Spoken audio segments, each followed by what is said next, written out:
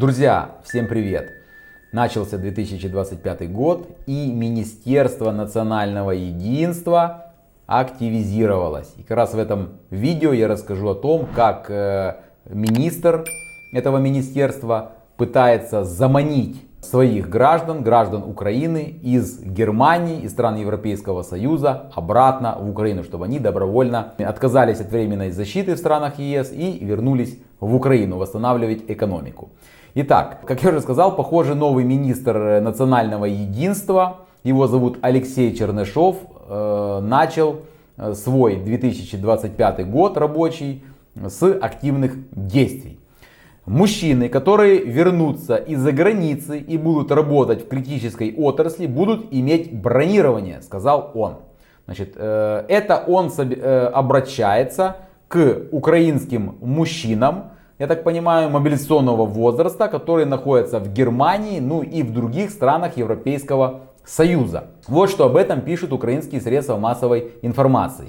Правительство Украины активизирует усилия по стимулированию покинувших страну из-за войны беженцев, чтобы они вернулись домой. То есть пишут СМИ украинские о стимулировании, а в чем это стимулирование будет выражаться, они не пишут. Ну, наверное, скорее всего, я так думаю, предложат зарплаты, скорее всего, европейские. Да, чтобы люди из Германии, те, которые работают, уехали в Украину и там начали работать. Ну, возможно, да. Подумайте, напишите, кстати, свое мнение, о каком стимулировании идет речь. В рамках новой инициативы в Берлине, а также в других немецких городах и на территории Польши будут созданы представительства вот этого министерства, будут они называться Центры Единства, которые будут оказывать украинским беженцам поддержку в трудоустройстве, в жилье и получении образования, но не на территории Германии и не на территории Польши. А где, друзья? А в Украине, на территории Украины.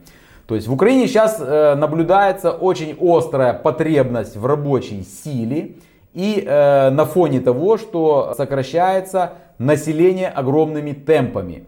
В прошлом году я это видео не снимал, но в прошлом году была информация, что там, по-моему, в какой-то был один день в декабре, что пограничная служба Украины зафиксировала за один день из Украины выехало 150 тысяч граждан. За один день. Вы представляете, какими темпами люди бегут? На территории Украины, в Киеве, например, нет уже возможности, если канализацию где-то там прорвало, уже просто невозможно вызвать сантехника, потому что просто его нету, всех уже мобилизовали. Или они боятся выходить из домов. Кроме того, нам еще министр очень рассказал важную информацию, которую, наверное, только он знает.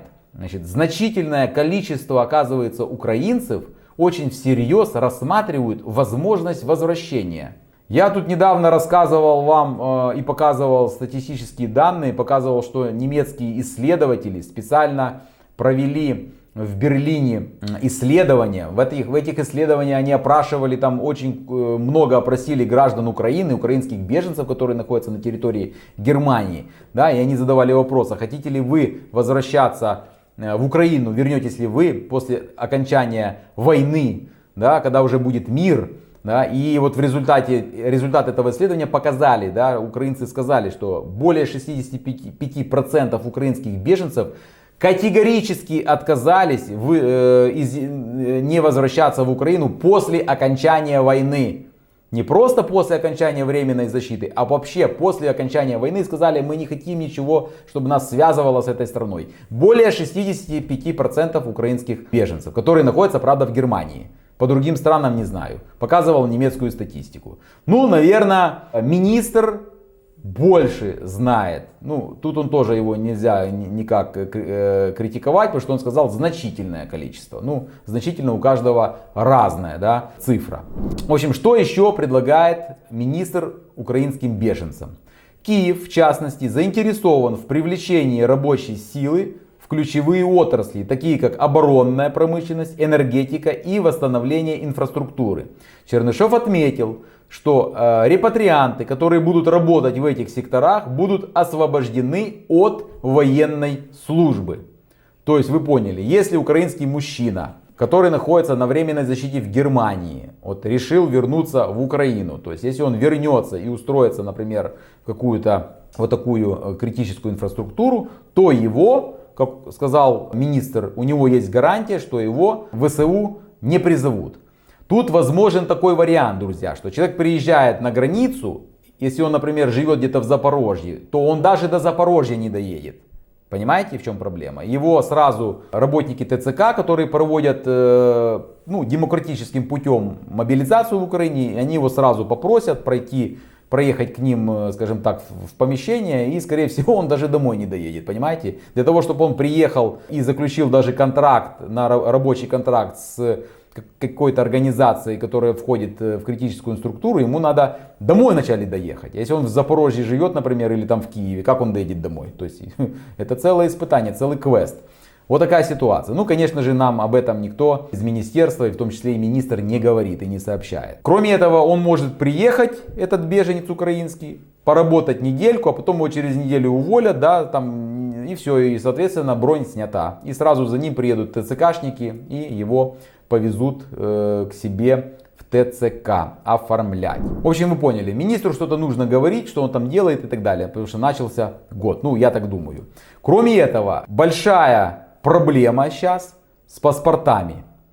Вы вначале сделайте так, чтобы люди, которые имеют полное законное право получить свой паспорт, за который они оплатили деньги, да, в ДП-документе, вы сделаете так, чтобы эти люди эти паспорта получили. И речь идет о паспортах, которые были заказаны и оплачены, значит, гражданами Украины, в том числе и мужчинами мобилизационного возраста, до принятия этого закона. И паспорта были изготовлены до принятия этого закона, которым было ограничено предоставление консульских услуг мужчинам мобилизационного возраста. То есть масса есть людей, которые имеют право, даже без резерва плюс, получить паспорта, потому что эти паспорта, еще раз повторюсь, были изготовлены до принятия этого закона. Но по каким-то причинам, ну не по каким-то причинам, а по причинам технического сбоя ДП-документ им эти паспорта не выдает. Я об этом тоже недавно снимал видео. Таких людей масса. И как вы думаете, друзья,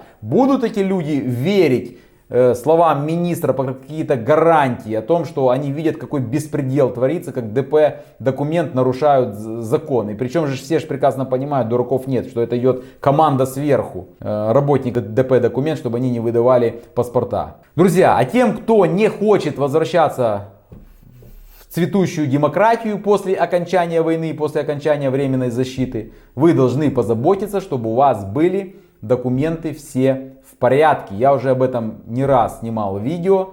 Значит, эти документы вам позволят перейти на другие, скажем так, основания в Германии и в других странах Европейского Союза, на легальные основания, чтобы вы могли дальше продолжать находиться на территории Европейского Союза в легальном статусе. Что это за документы? Сейчас я повторяться не буду. Вот моя электронная почта. Пишите мне имя, телефон, e-mail указывайте, пишите мне: Роман, вышли мне список документов, я вам все это вышлю, там будет четко все указано, какие документы и сколько это стоит. Потому что я предоставляю профессионально эти услуги по сбору и подготовке документов.